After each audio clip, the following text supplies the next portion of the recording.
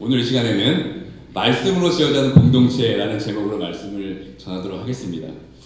2024년 한인제일장로교회의 표어는 함께 지어져가는 공동체입니다. 제가 한인제일장로교회 부임해서 이 사역을 시작하면서 저에게 가장 큰 기도의 제목은 어떻게 하면 이 한인제일장로교회가 하나님께서 기뻐하시는 이 공동체로 세울 수 있을까였습니다. 예수 그리스도의 피값으로 사신 이 교회가 어떻게 하면 하나님의 그 비전을 품으면서 하나님의 뜻에 합당한 교회가 될 수 있을까? 저는 계속해서 기도하면서 고민했습니다. 그리고 계속해서 기도하는 중에 하나님께서 제게 주신 마음은 이것입니다. 한인제일장로교회를 예수 그리스도 안에서 온 성도들과 함께 지어져 가라는 그런 마음을 주셨습니다. 그렇다면 이 한인제일장로교회 성도분들과 이 한인제일장로교회를 함께 지어져 가기 위해서는 무엇이 교회를 지어가는 데 가장 필요하겠습니까? 저는 그것을 네 가지로 정리했습니다. 하나님의 교회를 함께 지어져 가기 위해서는 무엇보다 말씀으로 지어져 가야 합니다. 그리고 또 기도로 지어져 가야 합니다. 그리고 성령으로 지어져 가야 하고 마지막 사명으로 지어져 가야 합니다. 이렇게 말씀과 기도와 성령과 사명으로 교회를 함께 지어져 갈 때 2024년 한일제일장로교회는 하나님께서 원하시고 기뻐하시는 함께 지어져가는 아름다운 공동체가 되길 믿습니다. 저는 그렇게 믿고 계속해서 기도하고 있습니다. 그래서 오늘은 말씀으로 지어가는 공동체에 대해 말씀을 나누고 수요일은 기도로 지어가는 공동체, 또 목요일은 성령으로 지어가는 공동체, 금요일은 사명으로 지어져가는 공동체, 토요일은 이 모든 주제를 함께 묶어서 함께 지어져가는 공동체라는 말씀을 전하면서 2024년 신년 특별 새벽 기도에 통한 은혜를 나누려고 합니다. 오늘은 함께 지어져가는 공동체 첫 번째 시간으로 말씀으로 지어져가는 공동체에 대해서 말씀을 나누도록 하겠습니다. 이 교회는 이 하나님의 말씀으로 세워져야 합니다. 교회는 철저하게 하나님의 말씀으로 움직이고 하나님의 말씀으로 결정하는 것이 교회가 되어야 합니다. 이 말씀 없이 교회가 세워지면 그 교회는 모래 위에 쌓은 집과 같습니다. 언제, 어디서, 어떻게 무너질지 모릅니다. 모든 교회의 정책과 사역의 밑바탕에는 하나님의 말씀이 기준이 되어 결정되고 실행해 나가야 합니다. 하나님의 말씀으로 커뮤니케이션 할 수 있는 교회가 건강한 교회입니다. 그러기 위해서는 모든 성도분들이 먼저 하나님의 말씀 위에 잘 세워져 있어야 합니다. 성도 한 분 한 분이 하나님의 말씀 가운데 온전히 서 있을 때 교회는 안전합니다. 어떤 어려움이 와도 이 하나님의 말씀 위에 모든 성도가 서 있으면 교회는 무너지지 않습니다. 그렇기 위해서는 모든 성도가 하나님의 말씀을 사모하면서 하나님의 말씀 위에 온전히 서 있어야 합니다. 2024년 새해가 시작되었습니다. 새해가 되면 우리 모두는 새로운 결심을 하게 됩니다. 특별히 신앙생활에 있어서 모두가 결심하는 것 중에 하나가 있다면 무엇이겠습니까? 바로 성경을 읽겠다는 큰 결심을 합니다. 너무나 중요한 결심입니다. 그런데 그 결심이 그렇게 오래가지 못하는 것이 항상 문제입니다. 종교개혁 500주년을 맞이해서 2017년 GNCOM 리서치라는 기관에서 이 한국 개신교들의 성경 읽기 실태 조사를 벌였습니다. 그 결과 개신교인 19.5%, 즉 10명 중 2명만 매일 성경을 읽는 것으로 조사가 되었습니다. 반면 평소에 성경을 거의 읽지 않는다라고 응답한 사람은 25.3%로서 매일 성경을 읽는 사람보다 높은 수치를 차지하고 있었습니다. 그러니까 10명 중 2명은 평소에 성경을 아주 열심히 읽고 또 다른 2명은 평소에 성경을 거의 읽지 않는 양극단의 모습을 보이고 있습니다. 그렇다면 왜 성경을 읽지 못하는가라는 질문에 가장 많이 차지한 답은 성경 읽는 시간을 확보하는 것이 가장 어렵다고 답을 했습니다. 무려 64%가 그렇게 답을 했고, 그리고 의지가 약해서, 다시 말해 게을러서가 39.4%, 습관이 안 돼서 30.7%, 삶이 너무 바빠서 25%로 조사가 되었습니다. 그렇다면 왜 성경을 읽는가라는 질문에 34%가 하나님과 가까워지기 위해, 즉 영적 성장을 하기 위해서 성경을 읽는다고 답했습니다. 그리고 그 다음에는 29%가 매일 삶의 말씀을 적용하기 위해서, 그리고 19.6%가 성경을 더 잘 이해하기 위해서, 마지막으로 4.5%가 교회의 권유로 읽게 된다고 답을 했습니다. 그리고 평소에 읽는 그 성경의 본문에 대해서 어떻게 읽냐고 물어봤더니 자유롭게 본문을 선정해서 읽는다가 32.7%로 가장 높았으며, 그 다음에 처음부터 순서대로 읽는다가 28.5%로 조사가 되었습니다. 이것을 보면 성경 읽기표나 스킬을 따라 읽기보다는 자기 주도적으로 자율적인 성경 읽기 방법이 더 익숙한 것으로 조사가 되었습니다. 그리고 이번 조사에서 성경 통독 경험도 조사를 했습니다. 성경 통독을 한 번이라도 경험한 사람이 46.3%로 절반 가까이 되었고, 이 성경 통독을 경험한 자들의 평균 통독 횟수는 2.9회로 조사가 되었습니다. 이걸 통해서 알 수 있는 것은 무엇입니까? 성경 통독을 한 번이라도 해본 사람은 한 번에 멈추지 않고 계속해서 여러 번 성경 통독을 하는 것을 알 수 있습니다. 그렇다면 여러분들은 어떠십니까? 여러분들의 성경 읽기는 어떤 모습으로, 어떤 삶으로 지금 여러분에게 비춰지고 있습니까? 대부분 우리가 말씀을 읽어야 하는 것은 분명히 아는데 아는 만큼 실천하지 않습니다. 다시 한번 신앙 생활을 열심히 해보려고 할 때 가장 생각하고 붙잡는 것이 바로 말씀 읽기입니다. 그런데 사실 그때뿐입니다. 그때만 반짝 성경을 읽고 꾸준하게 말씀을 읽는 분들이 그만큼 없습니다. 유행가 가요의 제목처럼 가까이 하기엔 너무 먼 당신이 바로 이 하나님 말씀이 아닌지 모르겠습니다. 저도 사실 스스로 성경을 읽게 된 것이 대학 졸업한 이후부터였습니다. 어렸을 때부터 가정에서 성경을 읽고 또 쓰기도 했습니다. 그리고 교회 생활하면서 큐티도 하고 성경 공부도 참 많이 했습니다. 그런데 정말 제 스스로 하나님의 말씀을 읽고 싶어서 책상에 앉아서 성경을 펴서 읽는 것이 20대 중반이었습니다. 그런데 왜 제가 갑자기 안 읽던 성경을 스스로 펴서 읽게 되었겠습니까? 그 당시 저는 인생의 목적에 대해서 참 많은 고민을 했습니다. 하나님께서 나를 창조하시고 이 땅에 보내신 이유가 무엇일까? 그 문제에 대해서 정말 심각하게 고민하면서 기도하기 시작했습니다. 이 삶의 목적을 알기 위해 기도할 때마다 얼마나 제가 간절하게 부르짖으며 기도했는지 모릅니다. 하나님의 음성을 들려주십시오. 하나님, 제가 어떻게 하면 좋겠습니까? 앞으로 어떻게 살아가면 좋겠습니까? 정말 그 하나님의 뜻을 구하며 열심히 제가 기도했습니다. 거의 기도원에서 한 1년 정도를 제가 칙도하면서 지금 보면 내가 어떻게 그렇게 열정적으로 기도했는가 싶을 정도로 정말 미친 듯이 기도했었습니다. 그때 그 하나님의 음성을 들려달라는 제 기도에 하나님께서 어떻게 응답해 주신지 아십니까? 정말 한 말씀도 제 귀에 들려주지 않으셨습니다. 아무리 하나님께 기도하고 부르짖어도 하나님의 음성을 제가 들을 수가 없었습니다. 오히려 기도를 하면 답답하고 더 지치는 것 같았습니다. 기도의 절망 가운데 막 빠지게 되었습니다. 그러다 제가 그 당시 제가 기드원 용사학교라는 수련회에 제가 참여하게 되었습니다. 그 수련회는 참 특별한 수련회였습니다. 그냥 아무나 참여한 수련회가 아니라 이 소수 정예만 참여할 수 있는 수련회였습니다. 50명으로 제한되어 있었고, 그곳에 참여하려면 섬기는 교회 담임 목사님의 추천이 있어야 참여할 수 있는 아주 특별한 수련회였습니다. 아직도 제가 기억이 납니다. 수련회 중간중간 쉬면서 참석한 분들과 계속해서 교제를 나눴습니다. 나중에 알고 보니까 거기 참여한 분들이 다 목사님이 아니면 선교사님들이셨습니다. 아마 저를 포함해서 몇몇 분 빼고는 다 모든 분들이 목사님 아니면 선교사였습니다. 그 쉬는 시간에 어느 목사님과 대화를 나누면서 제가 이야기를 하게 됐습니다. 목사님, 제가 하나님의 음성을 너무나 듣고 싶은데 하나님께 저에게 말씀을 해주지 않습니다. 이렇게 말하니까 그 목사님이 약간 허탈한 웃음을 지으시면서 뭐 그런 것 가지고 고민하고 계십니까? 이미 성경 말씀을 통해서 우리에게 다 말씀하셨습니다. 형제님은 성경만 읽으면 되겠습니다. 이렇게 저한테 말씀하는 겁니다. 사실 제가 그때까지 신앙생활하면서 이와 비슷한 말씀을 제가 얼마나 많이 들었겠습니까? 그 목사님이 저에게 하신 말씀은 어떤 특별한 비법도 있는 것도 아니고 우리가 평소에 듣던 너무나 일반적인 말씀이었습니다. 그런데 그때 그 말씀이 저에게 이 천둥 소리처럼 들렸습니다. 무엇인가 강하게 저의 뇌를 강하게 때리는 것 같았습니다. 그래, 다시 한번 성경 말씀을 읽자.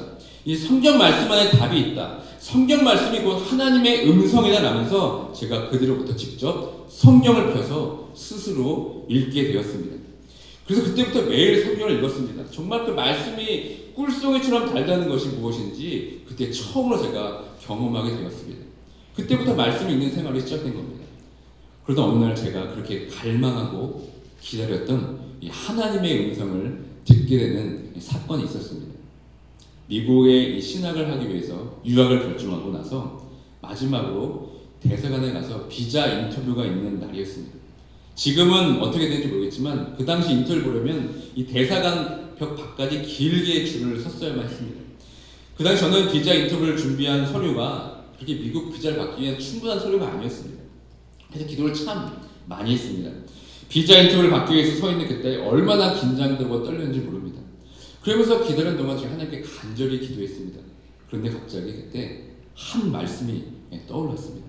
그 말씀이 바로 오늘 우리가 읽은 본문 말씀인 여호수아 1장 9절의 말씀입니다.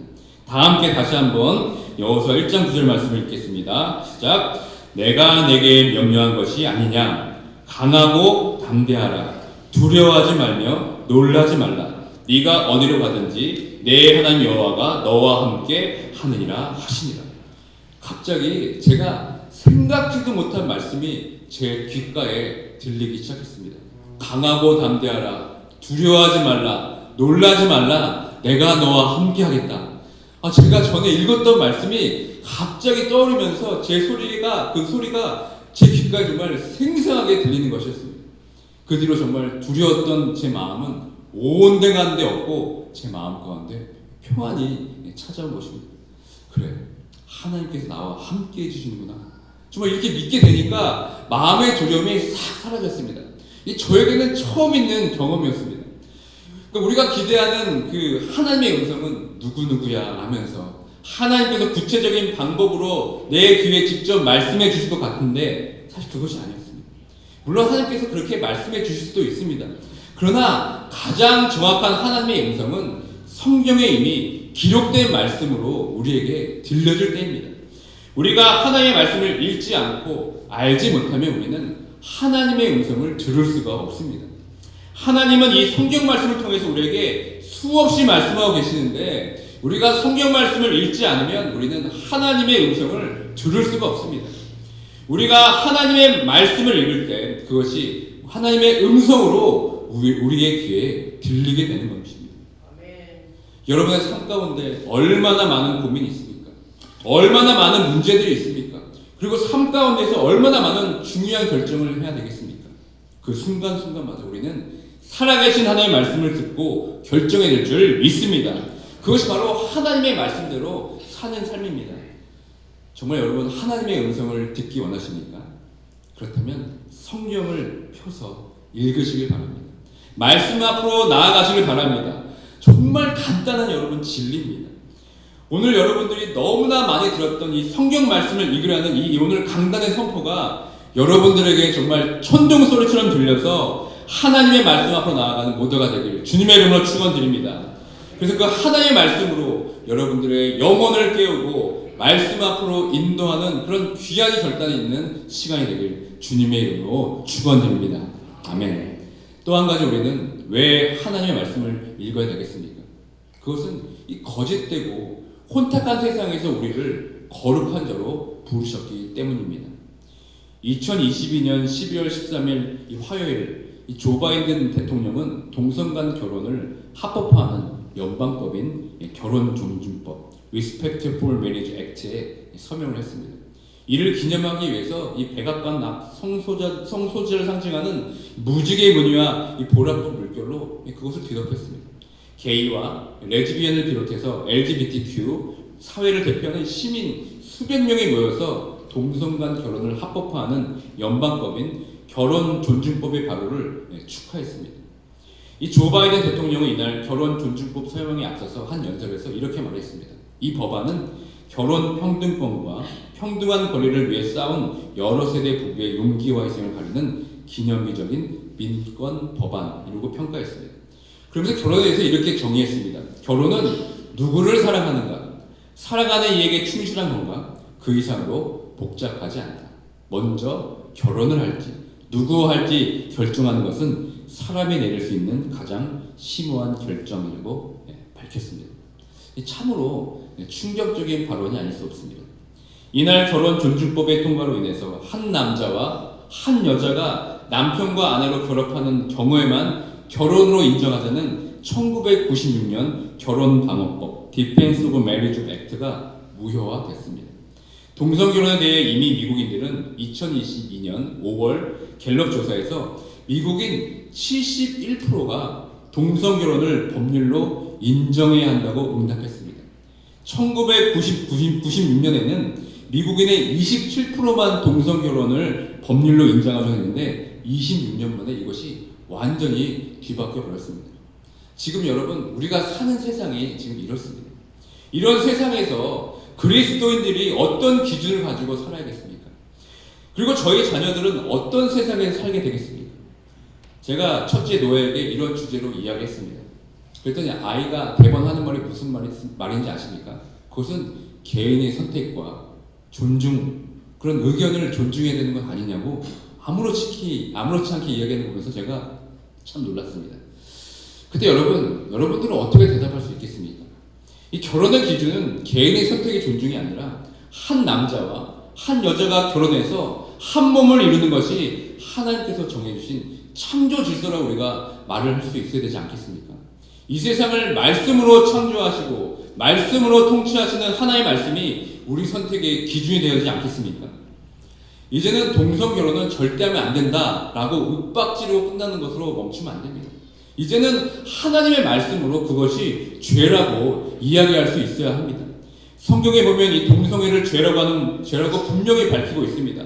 많은 구절이 있지만 신약과 구약의 대표적인 구절은 다음과 같습니다. 레위기 18장 22절입니다. 너는 여자와 동침함 같이 남자와 동침하지 말라. 이는 가증한 일이니라. 로마서 1장 26절과 27절 말씀입니다. 이 때문에 하나님께서 그들을 부끄러운 욕심에 내버려 두셨으니 곧 그들의 여자들도 순리대로 쓸 것을 바꾸어 영리로 쓰면 그와 같이 남자들도 순리대로 여자 쓰기를 버리고 서로 향하여 음욕이 부를 듯하며 남자가 남자와 더불어 부끄러운 일을 행하며 그들의 그릇 때문에 상당한 보응을 그들 자신이 받았느니라.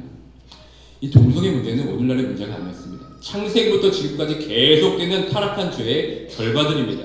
성경은 동성애가 하나님의 창조 질서, 한 남자와 한 여자가 만나 한 몸을 이루는 것에 대해서 어긋나는 것임을 분명히 밝히고 있습니다.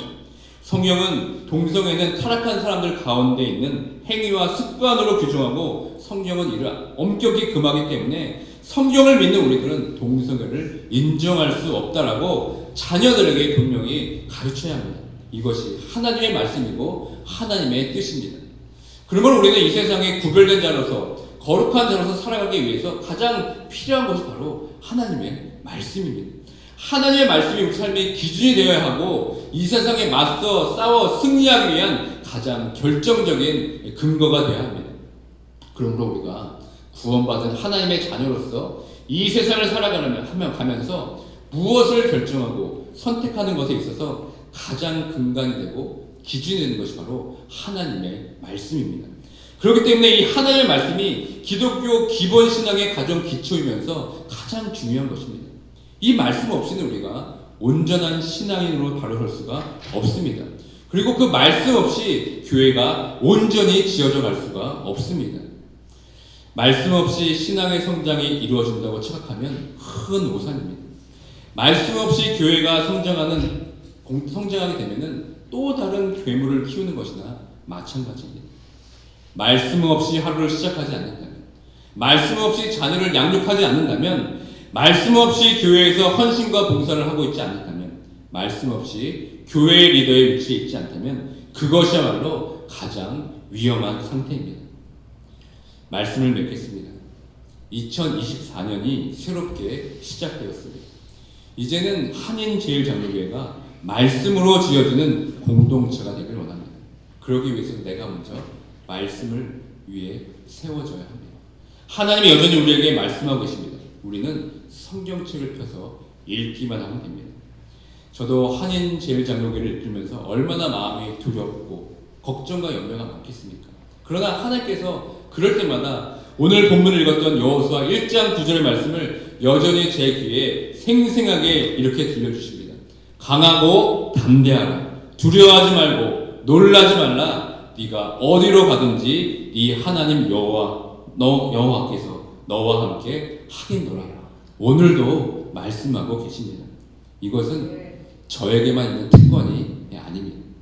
여러분들도 말씀을 펴서 읽게 되면 하나님은 지금도 동일하게 여러분들에게 말씀하게 하여 주실 줄 믿습니다. 다시 한번 하나님의 살아계신 음성을 말씀으로 확인하고 듣는 올 한 해가 되길 원합니다. 내가 먼저 말씀으로 온전히 잘 세워져서 내 자신이 한인 제일장로교를 말씀으로 세우는 귀한 역할을 감당을 원합니다. 그리고 이 죄악된 세상에서 거룩한 자로 살아나기 위해서는 정말 말씀이 필요합니다. 그 말씀으로 죄를 분별하면서 말씀으로 그리스도의 정체성을 가지고 살아가는 것이 바로 우리들의 사명입니다. 그리고 그런 말씀으로 지어진 것이 교회인 줄 믿습니다.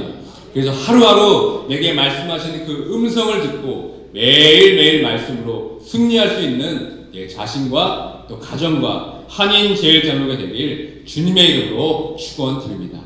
아멘. 이 시간 다 함께 말씀을 기억하면서 찬양하며 나아가길 원합니다. 하나님의 말씀 위에 올 한 해 흔들리지 않는 믿음 가지고 살아가는 귀한 결단으로 함께 찬양하며 나아가도록 하겠습니다.